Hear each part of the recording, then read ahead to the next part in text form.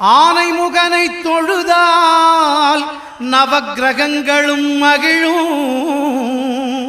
நல்லதே நடக்கும், நல்லதே நடக்கும்.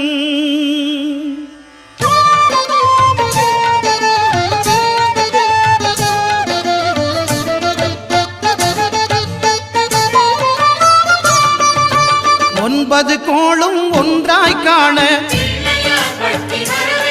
அங்கு கற்பகம் என்னும் கடவுளின் மெய்யில்